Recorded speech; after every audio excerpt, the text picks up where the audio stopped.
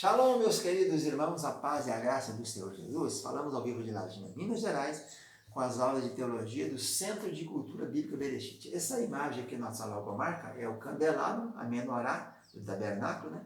E as chamas são as 7 lâmpadas. A chama aqui é a palavra Yerushalayim, Jerusalém.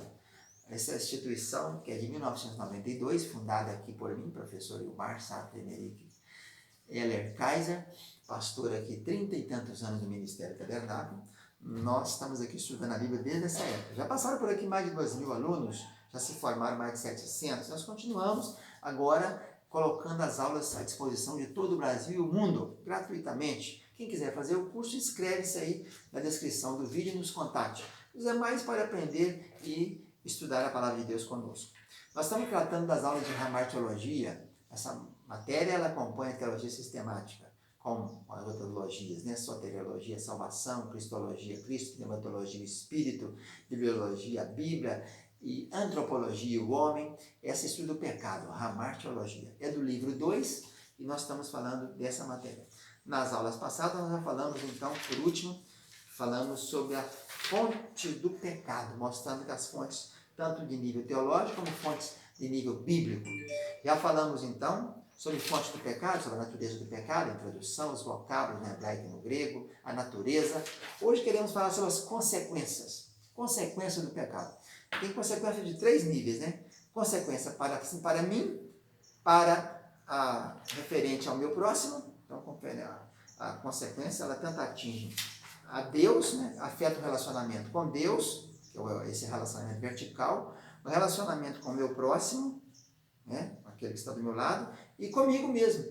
Então é uma tripartite. Quando eu peco, eu estou cortando a relação com Deus, posso atingir alguém ou atingir a mim mesmo. Vamos começar então com referência a Deus. Quando eu peco, então acontece o quê? Tem aí o desfavor divino. Deus odeia o pecado, né? Oséias 9,5 diz isso. Toda sua malícia se acha em Gilgal, porque ali passei a aborrecê-los por causa da maldade de suas obras, e os lancei fora de minha casa. Já não os amarei. Todos os seus príncipes são rebeldes.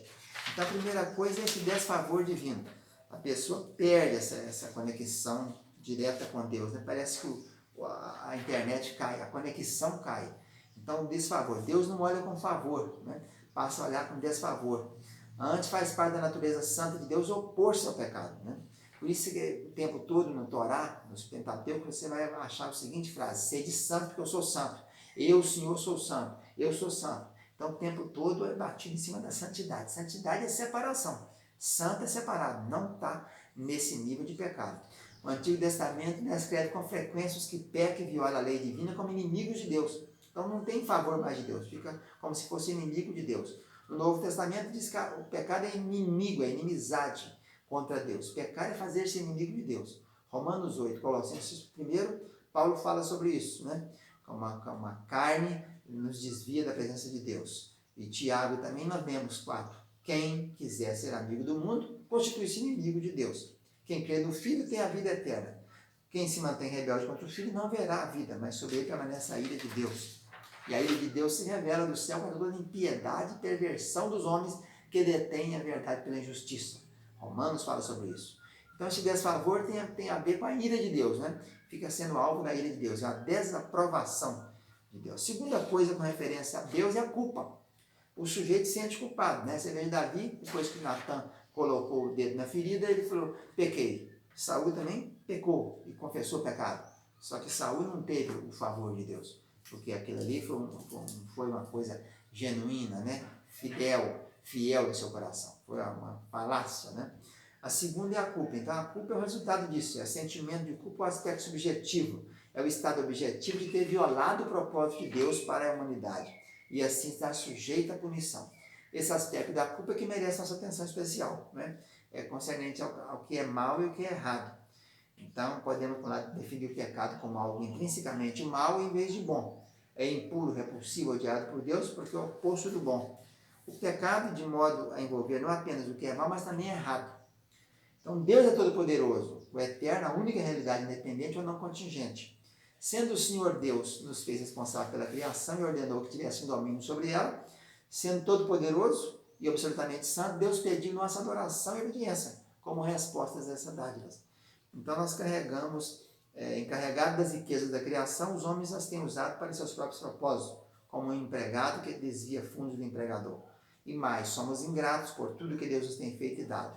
Então a culpa é inerente a saber que você quebrou um preceito que não era para ser quebrado. Se você tiver o Espírito Santo, vai sentir culpa, que é a chamada, né, quando tem o cautério, quer dizer, não tem mais, o cautério era um elemento de fazer anestesia na antiguidade, queimava o nervo, se queimou não sente mais nada. Então quando está insensível é porque não tem culpa. Terceira coisa com referência a Deus é a punição. A passibilidade de castigo divino é outra consequência do nosso pecado. Então, para todo pecado vai ter uma consequência, né? Vai ter uma punição. Ela é regressiva, um destaque das consequências que leva ao pecado e, desse modo, um alerta contra os erros para outras pessoas. Ou é retributiva, tem duas maneiras, né? Ou regressiva ou retributiva. O efeito repressivo, a ligação direta entre o que foi feito à vítima e o que deve ser feito ao ofensor, e claro, tem alguns pecados que tinha que restaurar, né? Tinha que pagar alguma coisa por aquilo.